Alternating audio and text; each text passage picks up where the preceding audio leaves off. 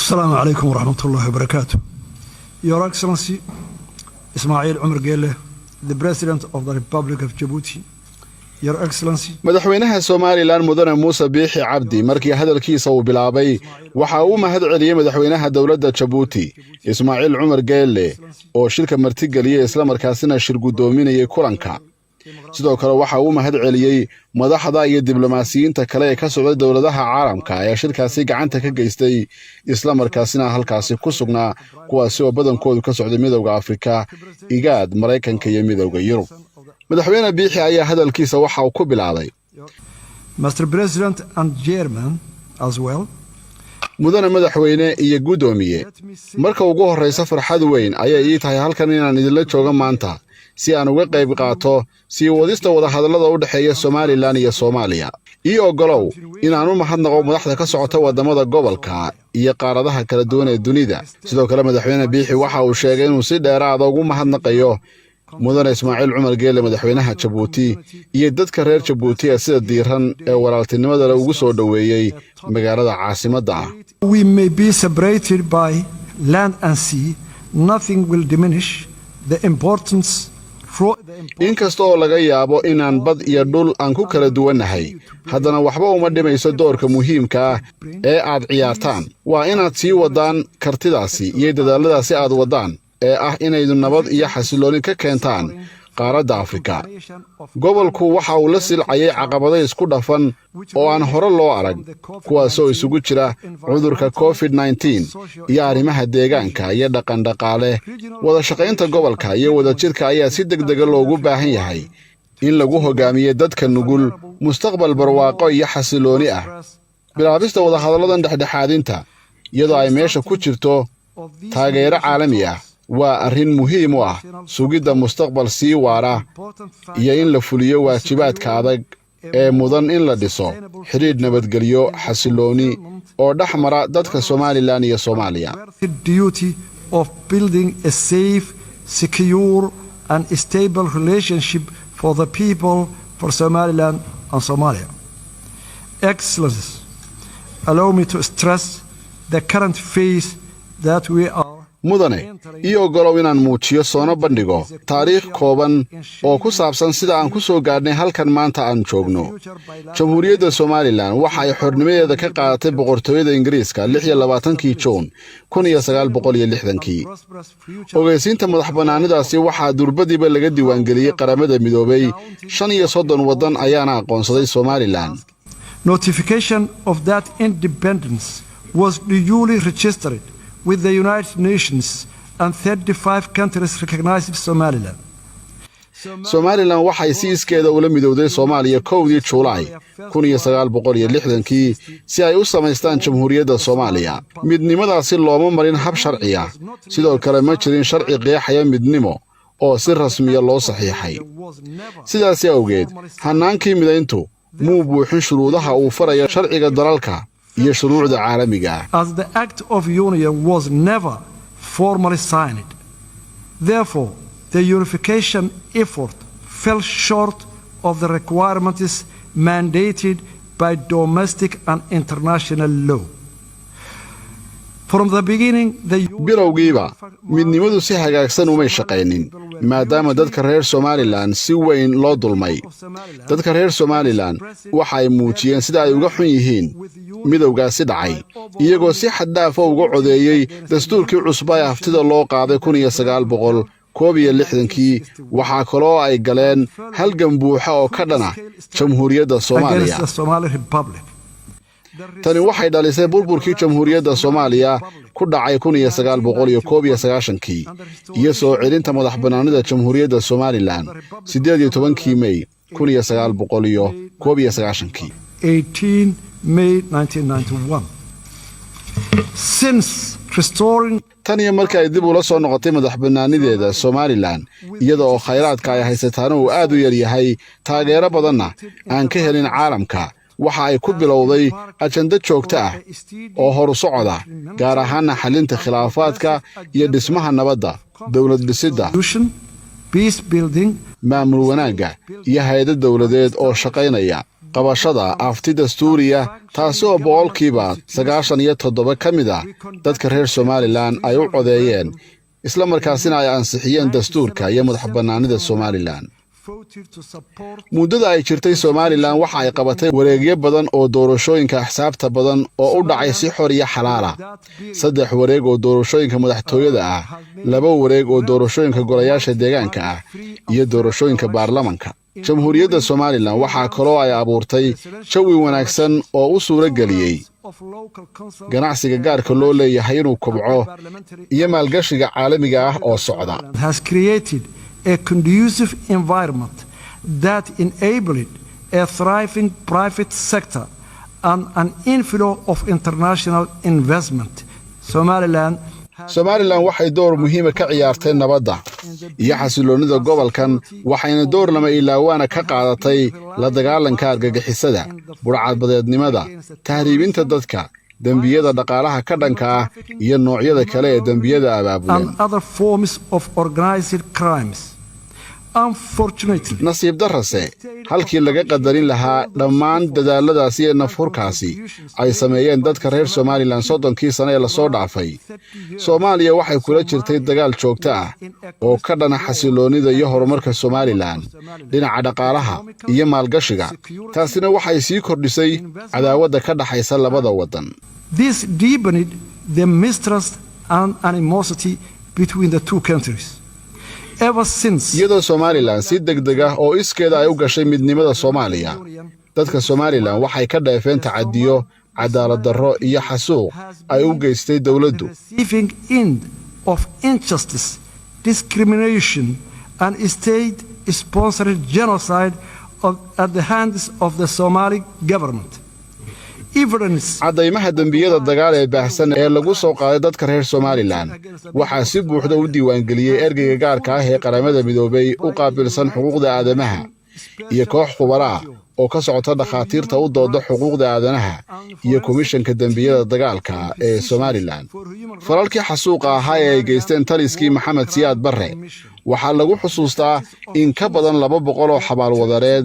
qubuurahaasi wadarta dadka loogu aasayna qubuur wadareedkaasi oo qaarkood weli aan daaha laga rogin waxay weligood ka marag furi doonaan dembiyada ka dhanka ah aadanaha ee dawladda Soomaaliya ay kula kacday dadka reer Somaliland. Forever testify to the crimes against humanity committed by the government of Somalia against the people of Somaliland.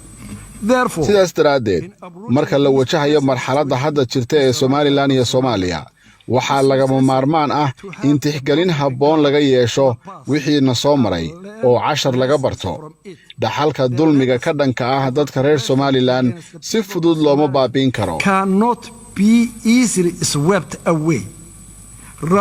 taasi beddelkeeda waa in la aqoonsadaa lana tixgeliyaa dadka reer Somaliland xaqa ay u leeyihiin go'aansiga madaxbannaanida.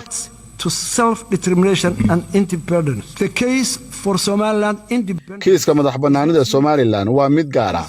xaqiiqdaasina waxaa sidoo kale qiray howlgalkii midowga Afrika ay u direen Somaliland sanadkii 2005 kaasi oo soo gabagabeeyay in xaaladda Somaliland ay tahay mid loo garaabi karo oo xaq ah kuna cusub taariikhda siyaasadda African political history. That the case waxaa kaloo ay sidoo kale dalbadeen in midowga Afrika uu raadiyo hanaan gaar ah oo lagula tacaala kiiska Somaliland marka ugu horreysa ee suurtagal ah.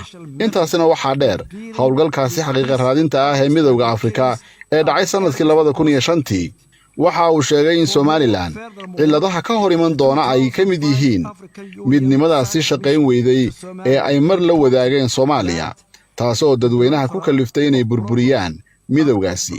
confronting Somaliland are in part the legacy of political union with Somalia that malfunctioned and brought the destruction and ruin, thereby overburdening the population of Somaliland.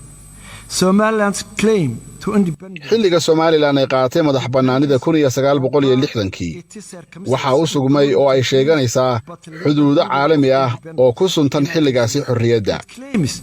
The recognized international borders relating to that period. xaaladda Somaliland waa mid gaar ah una baahan xal gaar ah. Unique and demands unique solution. It does not create tusaale uma noqon doonto mana abuurayso khilaafyo kale oo ka yimaada xuduudaha Afrika ama meelo kale qadiyadda sharciga ah ee Somaliland ee madaxbannaanida waxay waafaqsan tahay shuruucda caalamiga ah Somaliland waxay buuxisay shuruudaha dawladnimo sida ku xusan heshiiskii Montevideo ee 1933 of 1933. Somaliland waxay buuxisay shuruudaha ku xusan qodobka afraad ee axdiga ku meel gaarka ah ee midowga Afrika kaasi oo qeexaya ixtiraamka xuduudaha jira ee xilligii gumaysiga kadib Somaliland waxay si buuxda u ogtahay in marka loo eego qaaradda Afrika ku dhaqanka xaq u lahaanshaha go'aan qaadashada uu ku xidhan yahay mabda'a ixtiraamka xuduudaha hore ee jiray qadiyadda Somaliland waxay ku salaysan tahay dib u soo celinta xuduudihii ay lahayd xilligii gumaysiga iyo xilligii ka dambeeyay ee xorriyadda labadaba Somaliland's case for independence involves restoring borders of it possessed both as a colonial entity as an independent state between 1991 intii u dhaxaysay 1991 ilaa 2000 ururka midnimada Afrika waxay ogolaadeen kala goynta laba midow oo dalal dhaxmaray sanadkii 1989 Senegal waxa ay dooratay inay ka baxdo oo ay ka go'do midnimadii 7 sanadood ay kula jirtay Gambia kaasi oo loo yaqaanay Senegambia 7-year merger with Gambia as Senegambia Federation of 1993 Eritrea formerly seceded from Ethiopia sidoo kale 1993 Eritrea waxay ka go'day Ethiopia intaasna waxa dheer iyadoo oo la taageerayo heshiis nabadeed oo dhameystiran oo la ansixiyay 2005 iyo xornimadii koonfurta Suudaan iyo ogolaanshaha midowga Afrika oo markaasi aqbalay kala go'ida Suudaan maxkamadda cadaaladda ee caalamiga ah aragtideeda sharci ee ku saabsan Kosovo waxay ku dhawaaqday 10 ilaa 4 cod oo ah ku dhawaaqista madaxbannaanida Kosovo ee dhacday 17 Febraayo 2008 inay xaq ahayd oo aanay ku xadgudbin sharciga caalamiga ah sababtoo ah sharciga caalamiga ahi kama mamnuucayo ku dhawaaqida madaxbannaanida general international law because the international law provides no prohibition on declaration of independence. Furthermore, inta waxaa kale oo jira kiis kale oo ah guddigii xallinta khilaafaadka ee shirkii nabadda ee Yugoslavia waxay soo saareen fikrado taxane ahaa oo ku saabsanaa ansaxnimada sheegashada dawladaha cusub ee madaxbannaanida iyo shuruudaha aqoonsiga guddigu waxa uu go'aamiyey intii ka dambeysay kala go'idii Yugoslavia waxaana ay u tixgelisay inuu ahaa kala saarid laba wadan waxaana ay u diiday in loogu yeedho gooni u goosad the commission determined inter alia the break up of Yugoslavia was case of dissolution rather than cession.